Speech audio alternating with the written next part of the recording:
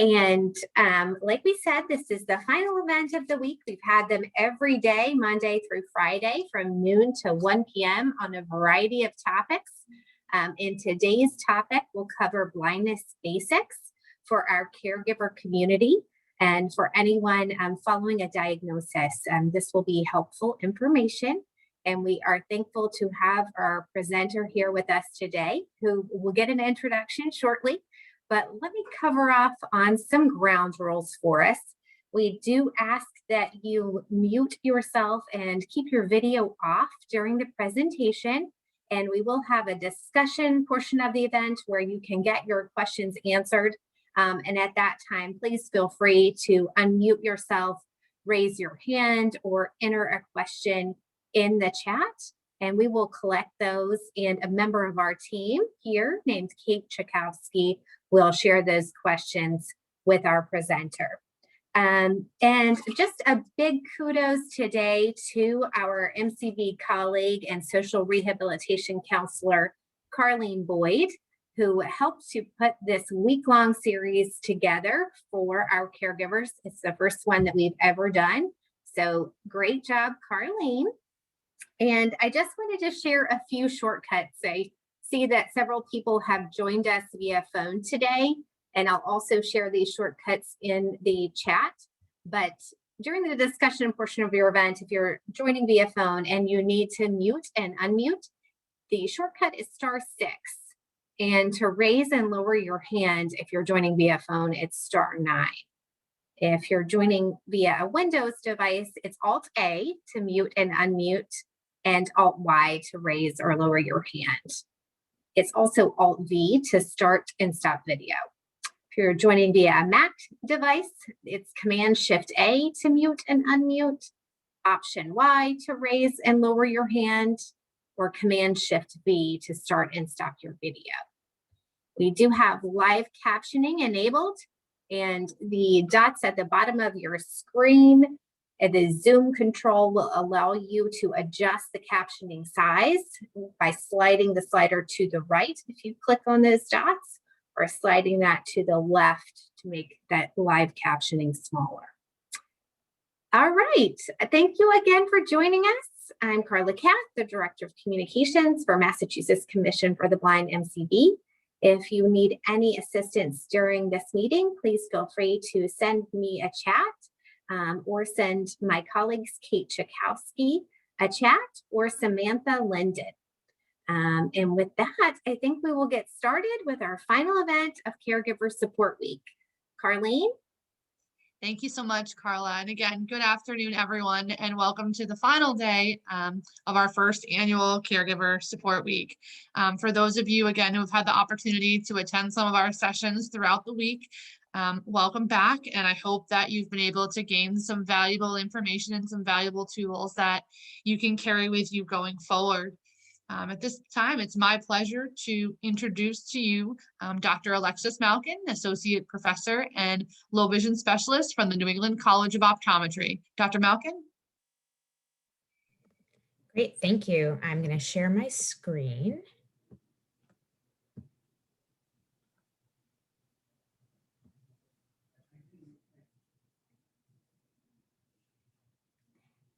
All right, so thank you everyone for being here. I see some familiar names on the list of attendees, so that's always great. And I just wanted to, as Carla mentioned, talk about the basics of low vision and low vision rehabilitation. So kind of understanding what that blindness diagnosis means and what's out, what's out there to help the person living with this new vision impairment, or perhaps long-standing vision impairment with new changes. So I think that we should first begin by defining terms to make sure that what I'm describing as low vision or blindness matches what everybody attending thinks of as low vision and blindness. So from the optometric standpoint, we talk about low vision as permanently impaired vision. So it's vision loss that cannot be corrected by standard glasses, surgery, medications, or contact lenses. I say standard glasses because there are some specialized glasses that can sometimes be used, but those would not qualify as glasses that can fix the vision problem. We try to stay away from a magic number to define low vision, although Social Security has a specific number that they use to qualify. MCB abides by the standards that they need to abide by, but generally you can have low vision before you meet those magic numbers that are set out by different agencies. It's really based on how the person is functioning. And most people with vision impairment have some usable vision. It may take some teaching and training to access that vision, but there is usable vision there. So vision impairment is made up of kind of the visual acuity as well as the visual function. So the visual acuity, that means the letters the person can see on the eye chart. It really refers specifically to high contrast, detailed vision, and it can sometimes overrepresent how somebody actually functions. So on this slide, I have a picture of an eye chart that we use in the low vision clinic. It's very, very high contrast. It has 5 letters per row, and it can be used at a range of distances so that we can put a numeric value on the visual acuity, even when someone has very severely reduced vision. Having that number helps us figure out how much magnification someone might need, and also do they meet that Social Security definition. But beyond that, we're really more interested in the visual function. So how useful is the vision that the person has? Is the vision allowing them to accomplish more tasks? Or is the vision actually interfering and having that person get conflicting information from different senses? And do we have to work through that concern? So we ask a lot of questions about what tasks a person can perform. And then we also try to actually look at how the person is doing those tasks as best that we can in the office. And we rely on caregivers to let us know what's going on outside of the office. The other picture here, and I'll just describe in case anyone is, for people on the phone, or if you can't see the pictures, is a woman with a book and a gooseneck lamp over her shoulder doing some reading. So there's a lot of different things that can cause visual impairment. So there are inherited eye diseases, so something that is genetic that may develop at a fairly young age, as well as congenital eye diseases, so something you're born with. There are acquired conditions. The most common of those are cataracts. Typically, cataracts can be repaired surgically, but not always. Macular degeneration, diabetes, and glaucoma. Those are some of the most common acquired conditions. You can also have visual impairment from trauma or from other damage to the visual system away from the eyes. So a traumatic brain injury or a stroke to the visual processing centers in the brain. So when we think about the eye and we think about, what all these terms mean and how it relates to how people see, again, I'm going to try to describe the picture as well as talk about it and point to it a little bit. But the eye is a light processing system. So the light comes into the eye, much like it would come into a camera, and it has to go through a variety of different layers in the eye. So the light enters the eye, it hits your tear film, and then it goes to your cornea. That's the clear part at the front of the eye. It travels through the pupil. The pupil is like a camera aperture, gets bigger and smaller depending on the amount of light. It then goes through the lens and eventually makes its way to the retina. When the light hits the retina, it gets processed. Electrical signals get transferred to the optic nerve, and then that gets carried to the brain. So when we think about what's happening, we have to know which structure of the eye is affected. One of the reasons that glasses don't always work when you start to have vision loss is that it may be in the processing of the image and not in the light coming into the eye. So everything kind of lens forward, that has potential to be corrected with glasses. But once you move further back, or if you have scarring, glasses are no longer functional to fully correct the vision. So it's important to know what is being affected and to understand, and knowing what we look at is, which structure, which layer, what type of visual impairment may that person have? And also, are they likely to have glare sensitivity with that condition? Are they going to have difficulty adjusting from dark to light or light to dark? So knowing what the condition is helps us understand how that person may be functioning. So just a little bit more detail on the most common causes of vision impairment. So cataracts, these are normal in some senses in that everybody will get a cataract if they live long enough. It's a clouding of the lens inside the eye. And people usually complain about fogging up of their vision, glare sensitivity, sometimes halos or spokes around lights when they're out at night, and overall blurred vision.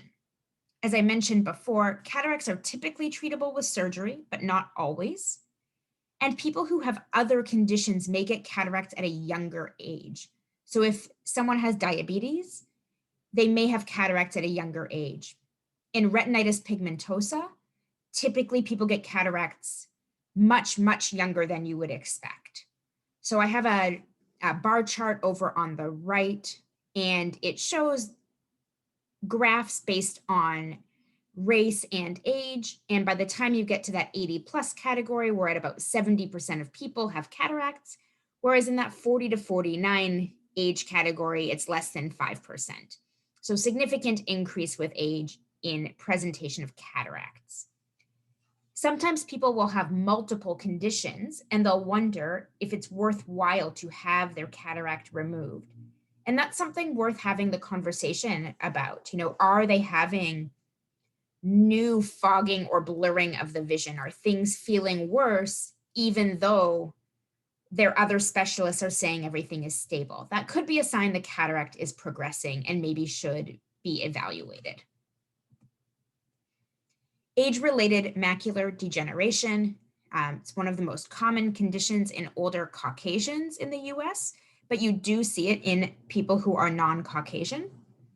It affects the central vision. So people with macular degeneration have significantly reduced visual acuity. They have trouble reading those letters on the eye chart and doing any kind of reading task.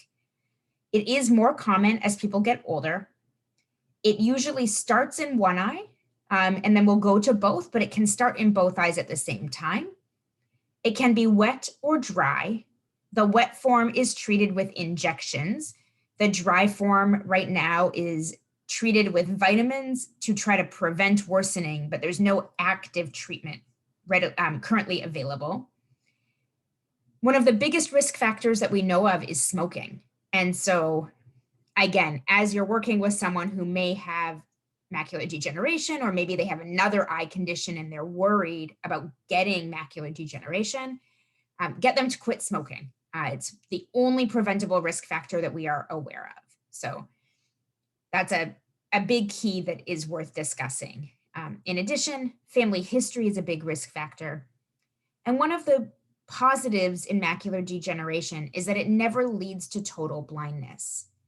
So as somebody is dealing with this loss of central vision and they're finding that they're very frustrated with that inability to read, to see detail, to see faces, it's important to know that that peripheral or side vision will always remain intact if macular degeneration is the only condition. So these are our patients that we can work with to really take advantage of that peripheral vision and teach them new ways to do things.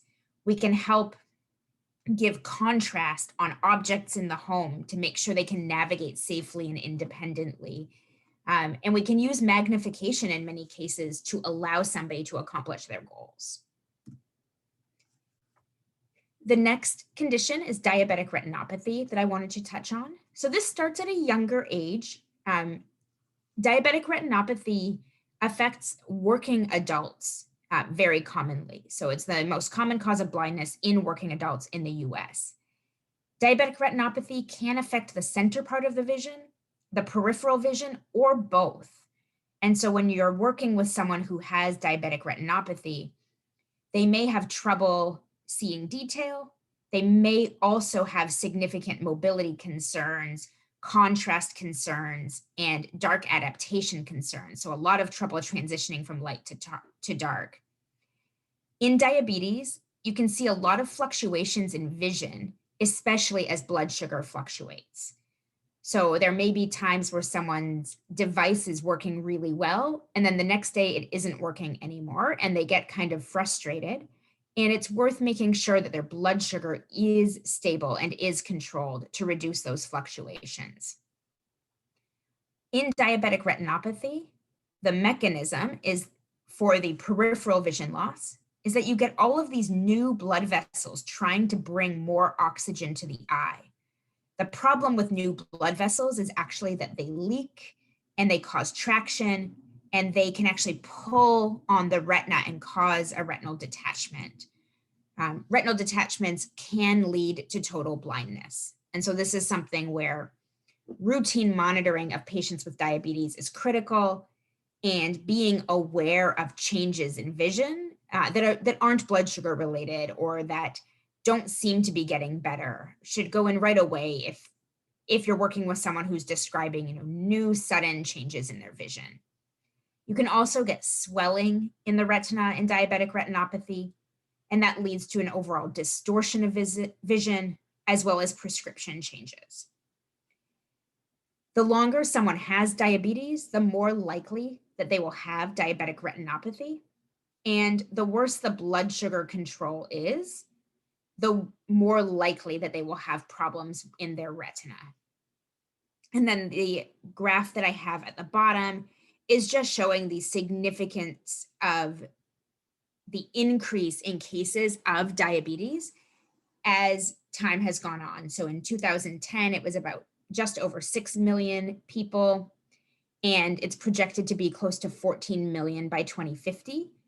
And we're kind of hovering just over 10 million with our projection for 2030. So pretty significant increase in diabetic retinopathy over the next 10 to 30 years. And then finally, I'll mention glaucoma. Glaucoma is pretty complicated. It's actually a huge group of diseases causing progressive irreversible optic neuropathies. So you may see descriptions of open angle versus closed angle, or secondary glaucoma, traumatic glaucoma. All of those are kind of describing what's actually causing it. The end result is the loss of the optic nerve. People who are at highest risk for glaucoma are people over the age of 60, people who are Black or Hispanic, and people with a family history. The really difficult part about glaucoma is it starts without any symptoms, and even when damage has already occurred, the patient may not be aware at all. It's a very gradual, progressive peripheral loss. So someone may go in for that annual eye exam and find out they've already lost vision that can't be restored. Glaucoma, again, increases really significantly as people get older, and it disproportionately affects people who are Black or of African descent. So that was a quick discussion about the conditions, and hopefully is helpful in thinking about who you might be working with. And then separate from the diagnosis, let's talk about what the numbers really mean. So as I mentioned early on, most people with vision loss have some usable vision, and legal blindness kind of falls midway in the spectrum of vision loss. It does not mean total blindness. It does not mean profound impairment. It's somewhere in that moderate to severe category. So we think about 20/20 vision as normal. I put normal in quotes because who is to define normal, but 20/20 is kind of that standard number. At 20/40, someone can drive without restrictions in Massachusetts. And that 20/40 number means that you have your quote unquote normal person standing 40 feet back, and your 20/40 person has to be at 20 feet to see the same thing. So they have to be much closer to achieve that same level of vision. So the bigger the number on the bottom, the worse the vision is. At about 20/60, that's where people can typically read newspaper print, but there's lots of subtleties to how that number actually translates to reading ability. At 2070, Medicare says that people are eligible for home occupational therapy services within low vision rehabilitation. And when you get to worse than 2100, you become eligible for blindness related benefits, or you're considered legally blind. So transit services in Massachusetts, that would mean eligibility for the commission. Many of you probably have in your head a 2200 number, but actually with the higher tech charts used in a lot of clinics, it's now worse than 2100 that gives you that eligibility. So in general, who has low vision? Who are we thinking about as we're caring for someone? How do we know, are they likely to have low vision? Do they have a condition, but it's not causing significant impairment yet? Is it possible that they could have 2 or 3 of the conditions I've mentioned? So the answer is more people are affected as they get older. The average age of people who come in for low vision services is 75. Typically, more women than men present for a low vision exam. But interestingly, in the commission registry, we actually see more men than women in certain categories that are registered. So we don't really know for sure how that plays out. And the prevalence of all of the different eye conditions goes up dramatically after age 75. So when you're working with people who are much older, it's critical to ensure that they're still getting routine eye care, even if they say, I have macular degeneration and there's nothing more that can be done. You want to make sure they're not also developing glaucoma that would cause peripheral loss, or that there's not something else going on. So when someone has visual impairment, how are they affected? I think one of the keys is what I mentioned early on, that difficulty seeing detail or reduced acuity. This can impact people's ability to socialize. So they may not be able to recognize faces in the way that they once could. In a masked society that we're in right now, it's actually a little bit easier because everyone has to give additional identifiers, and facial definition is harder to see through a mask. But it's still difficult. So someone may stop socializing because they can't see people's faces. So they don't want to show up at the lunch and learn that they used to go to because they don't want to not say hi to the person that they would normally have said hi to. Or they may not want to do their grocery shopping because if they pass their friend in the aisle and don't say hello, then they're viewed as rude. So that is one of the biggest challenges we see, is that facial detail.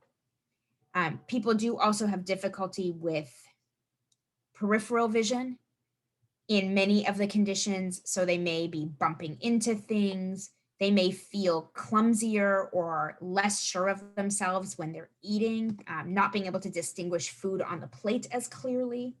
And they may have reduced contrast sensitivity. So when things are not pure black and white, the way they are in an eye exam, they may have a lot more difficulty. So bumps on the sidewalk, cracks on the sidewalk, curbs and steps.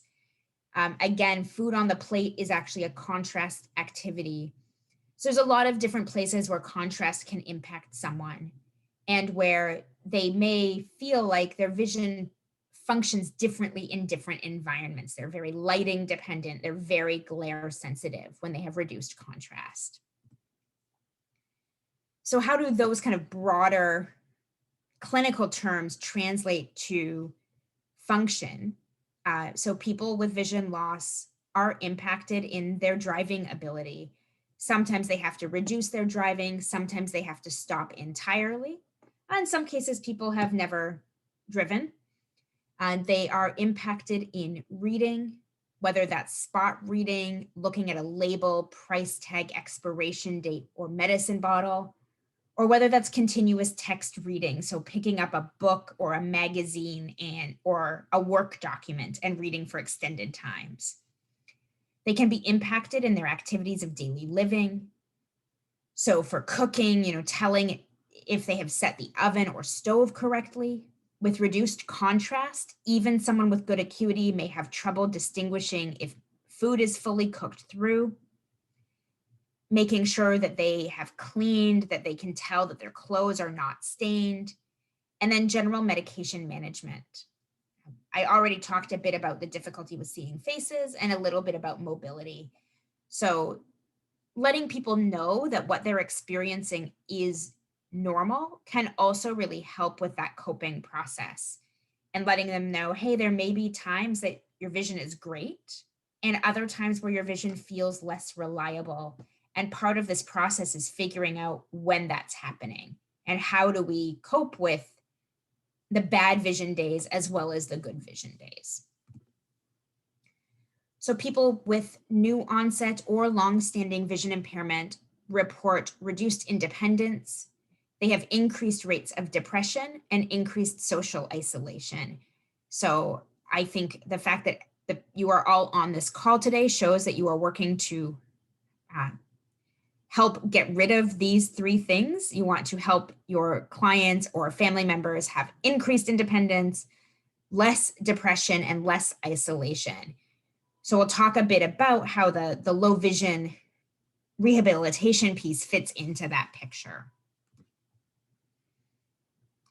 So low vision rehabilitation, as you heard in my introduction, that's my specialty.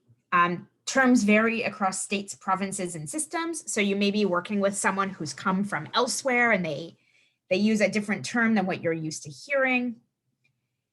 But really what it is it's helping the person make the most of their remaining vision.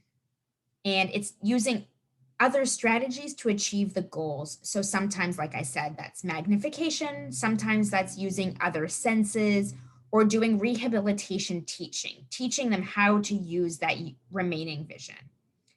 The goal is to help people restore and maintain independence. And we have good data to back us up on this. So we have studies that have shown that people who receive vision rehabilitation services have less depression. That's really key to just general health, cardiovascular health, and overall well-being. So my role when I'm working with the patient, I do a low vision exam, which includes kind of all your normal eye exam testing, but also looks at low vision devices. Are there physical tools that can help the person do what they want to do?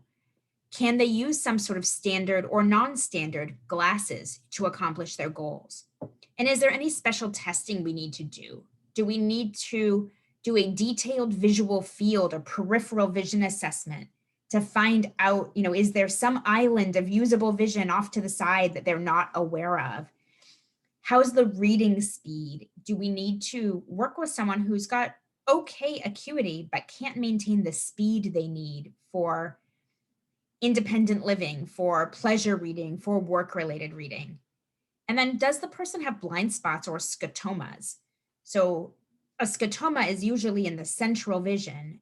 So we'll help the patient identify where that blind spot is so that they can learn to kind of look around it, or at least be aware, okay, I've got a blind spot to the right. So when I'm reading things with numbers, I need to kind of triple check myself or make it big enough that I know I can see the full number without the numbers on the right disappearing. We talk to patients about independent living skills and then make referrals to those who can do that training in the home. Low vision rehabilitation includes orientation and mobility training. Sometimes that includes white cane training. Sometimes that does not. And that's done by an orientation and mobility specialist, not by me as an optometrist. In my exam, we work on connecting patients to community resources.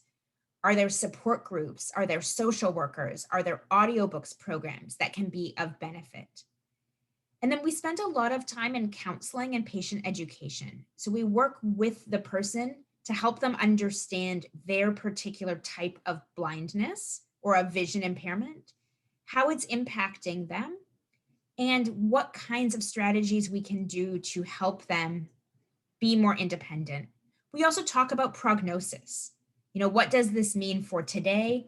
And what might it mean in 5 years, 10 years, 20 years down the road?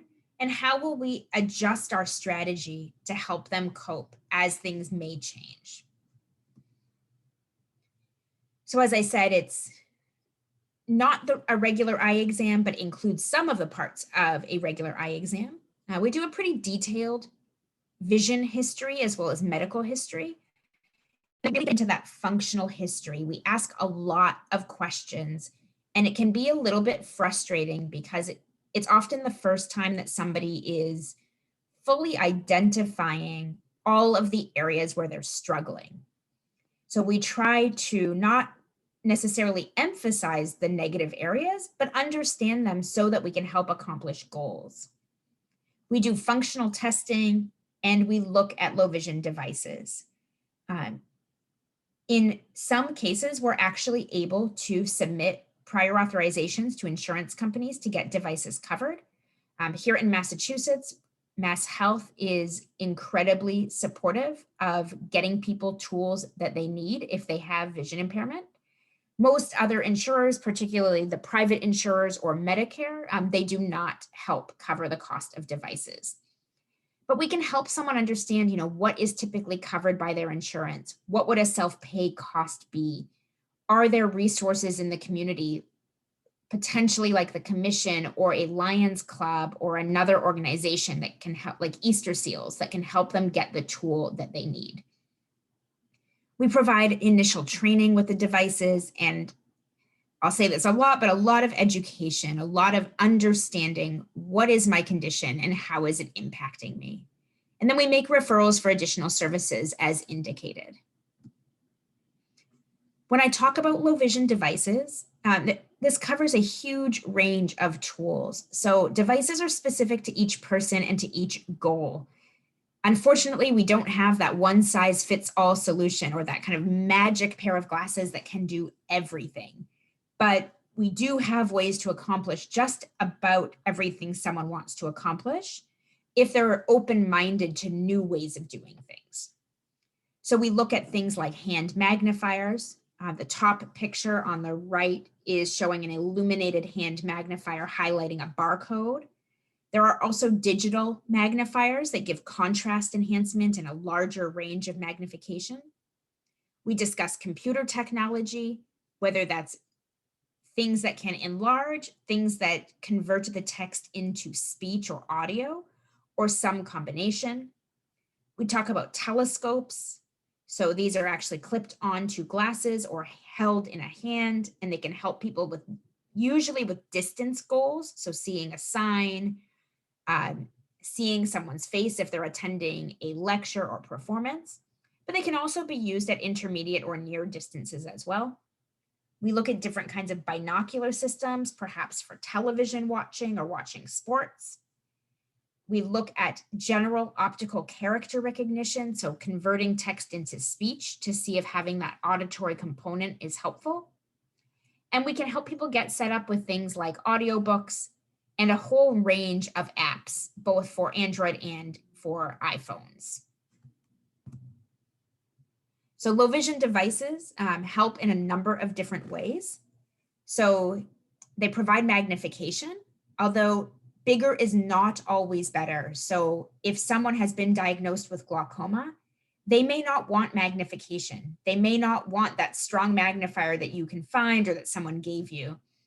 They may actually want things to be kept small, but really, really bold. Because when you're dealing with something like glaucoma or retinitis pigmentosa, you have reduced peripheral vision. And so if you make things too big, you end up pushing people out of their usable vision, and you make it harder for them to navigate that material that they're looking at. In most cases in macular degeneration, you do want bigger, but not always. So if somebody says, stop making it bigger, it's making it worse for me, that may be true. So listen to the person you're working with and kind of figure out, does it make sense? Do we need to get them another exam? Do we need to understand, when that bigger magnifier isn't helping, what's going on? I think the other key is that you don't necessarily want the magnifier that has the biggest window to look through. People are often seeking out those full page magnifiers, but the bigger the window, the less the power. And those full page magnifiers often add a lot of distortion or reduce the contrast. So they're not always the best tool, even though conceptually it seems like something that would cover the whole page would be the way you'd want to go. So just kind of helping someone understand that their devices may not be able to both be as big as the page and provide the magnification that they need, that there may be a little bit of compromise there. Low vision devices can help enhance contrast, so they can convert text from like a gray on gray background like newspaper into something like pure black and white, which can make it much easier. And there are lots of low vision devices that have that sensory substitution. So perhaps that's a tactile marking on an appliance, or maybe it's that auditory input that someone is using to help them as they're learning to adjust to the vision loss. I always like to remind my patients that devices don't always make things as easy as they once were, but they do make things possible. And we have that conversation about whether or not the added step of using a device is worthwhile to that person. And that's really individual. So some people feel like, you know what, I actually am really happy that I have a friend who can come over and sort my mail for me. I don't want to have to use a magnifier to do it. And in other cases, people really want to do that particular task, and they're willing to make that compromise on having to reach for a device in order to accomplish the task. So that's a really important conversation to have. What are the things that are important to be doing? And if the answer is to do everything, then we work with that. If the answer is, I really only want to be able to do my medications myself and my cooking, okay, then let's find that tool that can let you do that, and to make it as easy as possible, but probably not as easy as it was before the vision loss. Take some adjustment and adaptation. So I think some of the keys to take home is that, encourage people to not be afraid to ask for help. There can be some really, really simple adaptations that can make life easier. And many times my patients won't realize that there is a simple solution to what they're struggling with. So I always keep people coming to see me regularly, often every 6 months, because new goals and new desires come up. And each time that we have the conversation about how they're doing, something new may come up and I'll say, oh, there actually is a really great solution for that. I also encourage people to think about the common sense adaptations. So for those of you who are not familiar, there's a book called Making Life More Livable, which was edited by Maureen Duffy, and it's I think it's available on Amazon, and the American Printing House has it, and some other places. But she encourages people to examine their environment and make those simple changes in their surroundings. So things like being more organized, putting things in the fridge in the same place, and asking caregivers to not move things around. If they want to find the cream cheese, they want it always on the same shelf without having to look. Adding contrast, organizing toiletries in the bathroom. All of those are important things to do to allow someone to feel like they're more in control and adjusting to the vision loss better. So contrast is key. These are points from this book as well, and then some images that I've taken. So sometimes that is adding contrast to the bottom stair or step. A rehab teacher, an independent living specialist, an occupational therapist, a mobility specialist, any of the people who can come into the home can also help with that, helping people get organized. using other senses, like I mentioned, putting tactile markings on thermostats or appliances. Large, bold labels can be really helpful. Sometimes it's auditory labels or braille labels, depending on the type of vision loss. Thinking about safety and really using your resources. So using the state blindness services like the commission, using occupational therapists, talking to rehab teachers and getting them in the home so that you can make those really simple adaptations. I encourage people to try to kind of save their visual energy for the things that have to use vision and incorporate these other simpler strategies for when they don't need to be using their vision. And in general, there's a lot of community resources out there. So I think you're probably all familiar with Perkins Talking Books Library and the National Library Service, NFB Newsline. The commission is an incredibly valuable resource for people with vision loss. And local Lions clubs can be really helpful to help someone get a device that they maybe can't get otherwise. If they don't qualify financially for Mass Health or they don't qualify for the commission, Lions clubs do a lot of fundraising to help make sure people can get the tools that they need. So in general, my take-home points are that low vision exams really look at how a person is using their vision, and we make recommendations to make daily life, whether that's work or home or just general living, easier. There's a huge range of tools available, both to help visually and to provide that sensory substitution, and encourage people to ask for help. If someone is struggling with their vision, if they have a new task and the tool they had from before isn't working anymore, ask for help. There may be a new strategy or a new tool that can let them do what they want to do. So I'm going to stop my share here, and we have some time for questions.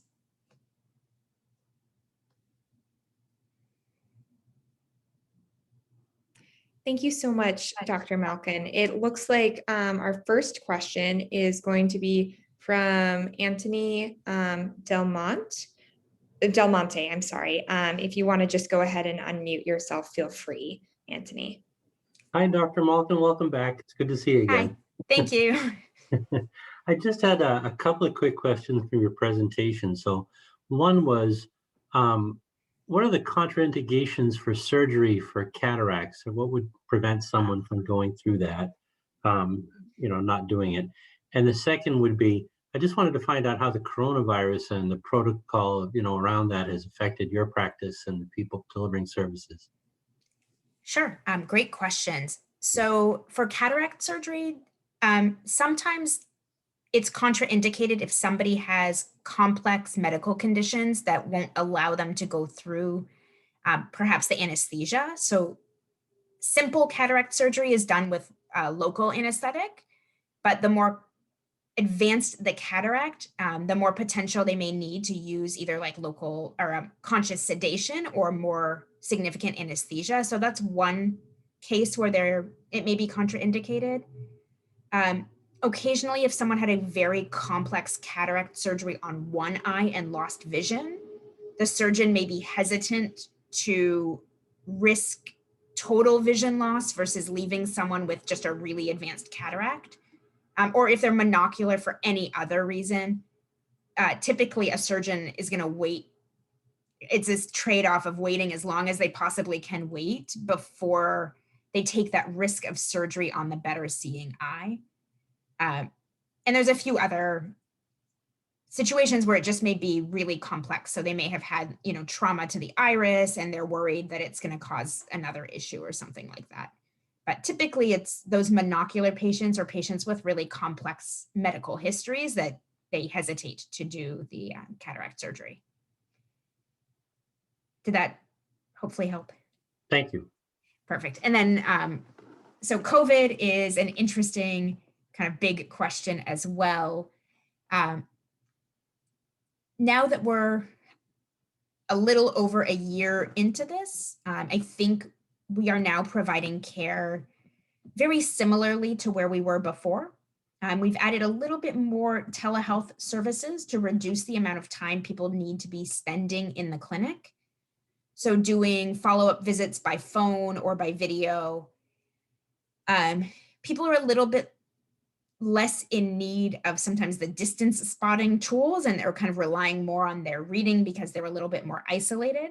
But we are able to provide comprehensive services the way we once were. We've just added a bit more telehealth now, and I think we're going to maintain that. It seems to be working really well for people with vision impairment. Every time they don't have to get a ride from someone or take public transit, it makes life a little bit easier. Thank you. I just also wanted to ask very quickly, in terms of the folks from your office that are doing visits, are there some safety protocols set up that you're aware of in terms of masking, consent for visits, things like that? Are you talking about like the home visits? Yes. Yeah, so when I refer to occupational therapy or other services, they always ask the patient if they're comfortable with that home visit. The occupational therapists majority are vaccinated. I don't know of any off the top of my head that are not.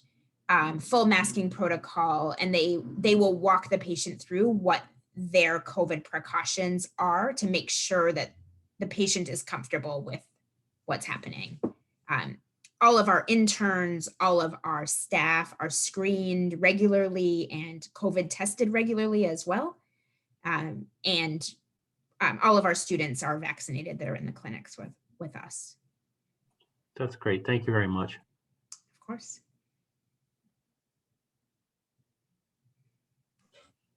So happy you all are getting back to normal there. It looks like I have a couple of other questions coming through the chat. I have a question, which is, how common is it that babies are born with cataracts? I don't know the stat off the top of my head for congenital cataracts. It's relatively rare, but it does happen.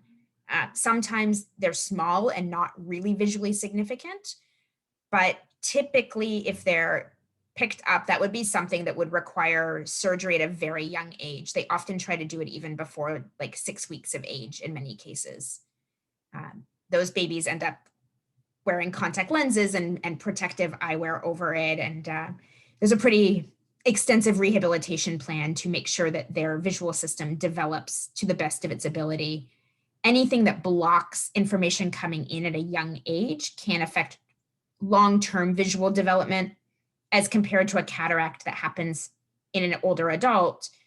Their visual system is already developed. So surgeons are pretty aggressive with treating infants that have cataracts because they want to make sure that you get that blocked image out of the way and you get good light coming in.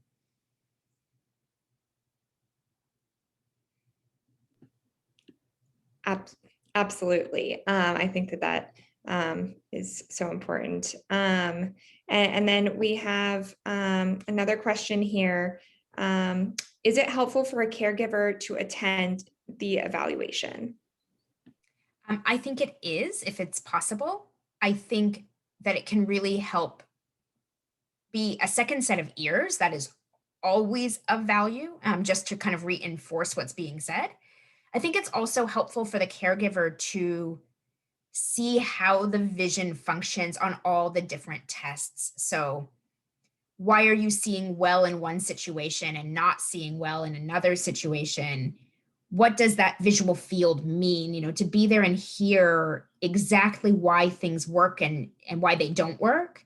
Hearing, you know, why are we not changing the glasses? Why are we avoiding kind of a regular magnifier? I think the caregiver can offer a lot of reinforcement when they hear it, and also just understand and be more supportive in many ways if they can attend the visit if possible.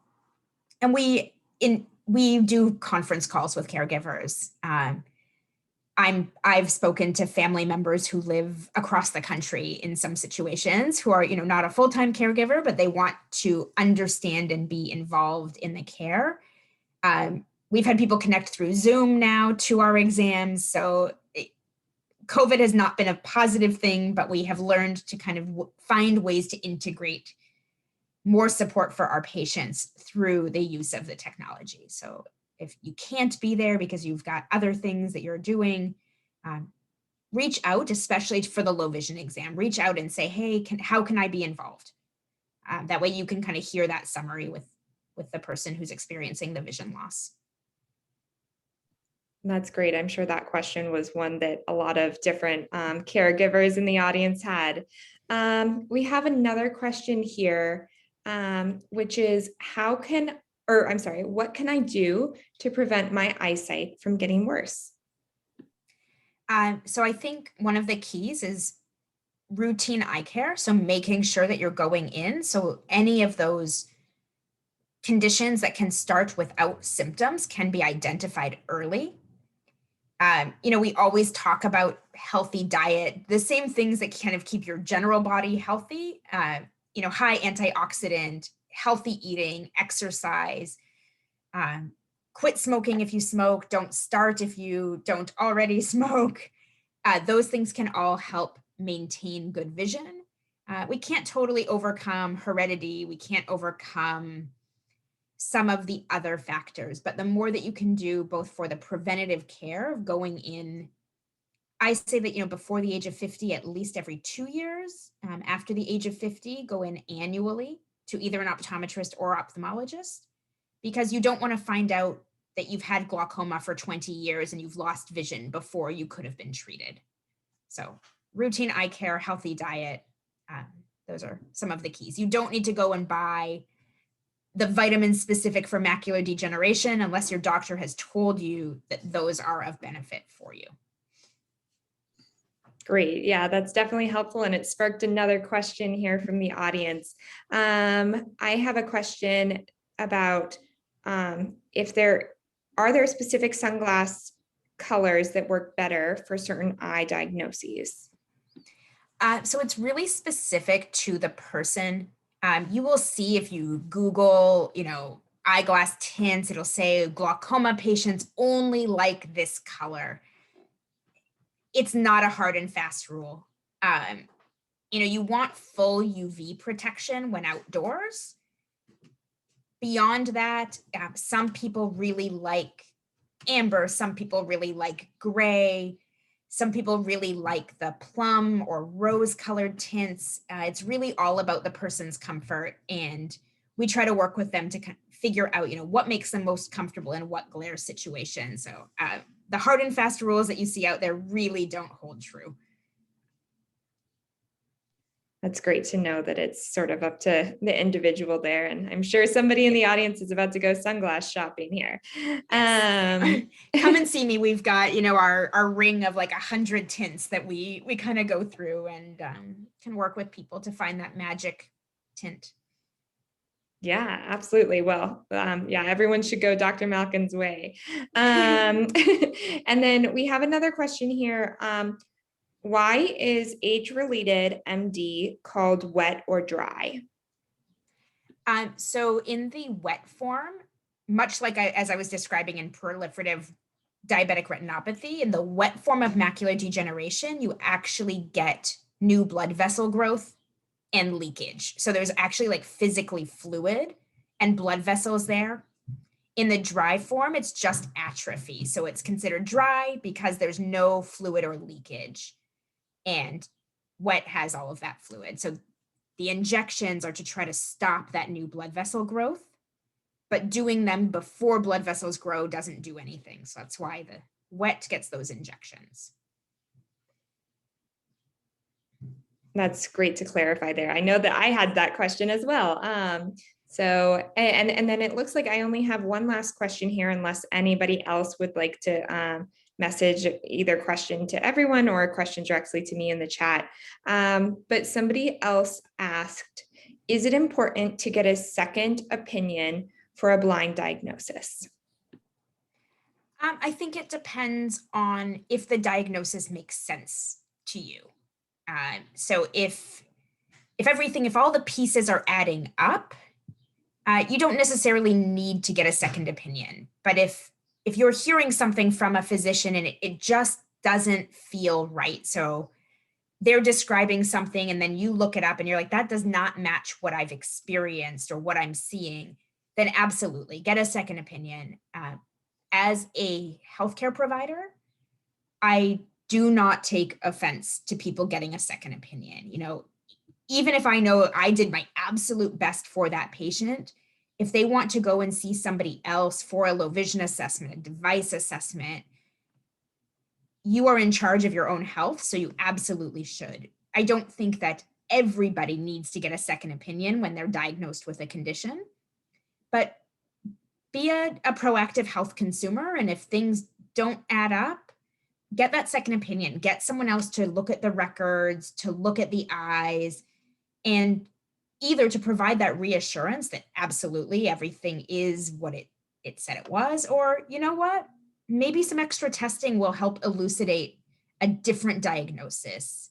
I've definitely had patients where I've referred them for second opinions after they've been diagnosed somewhere when the pieces didn't add up for me. You know, I just said, it couldn't hurt to get one more set of eyes on this. And did it change the outcome for the person? Probably not, but for that better understanding of prognosis, you know, how quickly could things change? Will they change? Maybe they're totally stable if we can give it the correct label. I also think now with so much innovation going on in research, you do want to have the correct diagnosis in case something comes out that could be helpful from a treatment standpoint. Maybe not curative, but some kind of treatment. Absolutely. That I'm sure is very helpful to folks in the audience as they're shopping around for eye doctors there. Carlene, do we have time for one more question, or do you want to? I think if there's one more question you have, we can take that last question and I think we'll wrap up. Okay, it looks like we have one more question here. And the question is, what advances in vision do you see happening in the next 5 years? That's a big question.